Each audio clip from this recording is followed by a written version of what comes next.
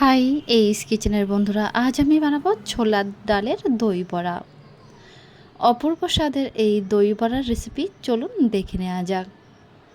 ছোলার ডালে দই বড়া বানানোর জন্য আমি এখানে মেজারমেন্ট কাপের 1 কাপ পরিমাণে ছোলার ডাল নিয়ে বেশ কয়েকবার ভালোভাবে ধুয়ে 5 থেকে 6 ঘন্টা ভিজিয়ে রাখবো।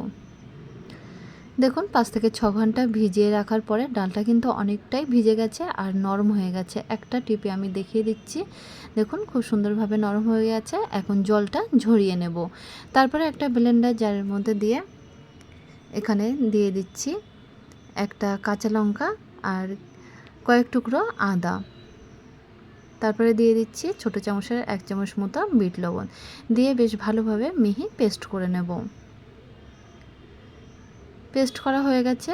এখন এই পেস্টটা একটা বড় পাত্রের মধ্যে নামিয়ে নিয়ে দিয়ে দিচ্ছি হাফ চামচ কাশ্মীরি লঙ্কার পাউডার, হাফ চামচ জিরে পাউডার, হাফ চামচ সুগার পাউডার এবং অল্প একটু দিয়ে দিচ্ছি বেকিং পাউডার দিয়ে বেশ ভালোভাবে কিন্তু মিশিয়ে নেব।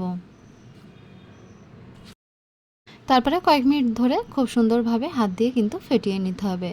ফেটানো হয়ে গেছে। এখন বড়াগুলো তুলে নেব। তার জন্য মিডিয়াম ফ্লেমে একটি কড়া বসিয়ে বেশ কিছুটা সাদা তেল গরম করতে দিয়েছিলাম। তেলটা গরম হয়ে গেলে আমি একে একে এরকমভাবে বেশ কিছুটা মিশ্রণ হাতের মধ্যে নিয়ে একে একে বড়াগুলো তেলের মধ্যে দিয়ে দেব। লো টু মিডিয়াম ফ্লেমে বড়াগুলো কিন্তু ফ্রাই করে নিতে হবে। যখন এরকম একটা কালার চলে আসবে তখন তেল ঝরিয়ে তেল থেকে তুলে নিতে হবে। বড়াগুলো তুলে গরম জলের মধ্যে দিয়ে দেব। তারপরে যে বাদবাকি মিক্সচারগুলো ছিল তার থেকে কিন্তু বড়াগুলো তুলে নিচ্ছি। দেখুন হাতের সাহায্যে এরকমভাবে একটু পরিমাণ মতো করে নিয়ে বড়াগুলো তুলে নিতে হবে।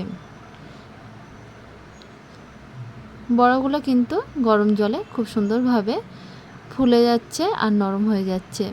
এখন একটা বড় পাত্রের মধ্যে 500 টক দই নিয়েছে আর দইয়ের মধ্যে দিয়ে দিচ্ছে 1 চামচ চিনির পাউডার, 1 চামচ দেব চাট মশলা এবং ছোট চামচের হাফ চামচ দেব বিট লবণ দিয়ে বেশ ভালো করে কিন্তু মিশ্রণটা ফেটিয়ে নেব।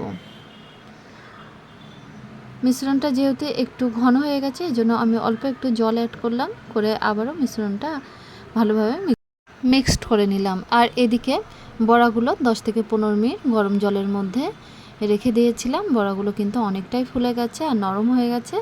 হালকা হাতে জলটা চেপে এই টক দইয়ের মধ্যে কিন্তু দিয়ে দিতে হবে, দিয়ে আবারও 10 থেকে 15 মিনিট রেখে দিতে হবে দইটা যাতে ভালোভাবে বড়ার মধ্যে ঢুকে যায়।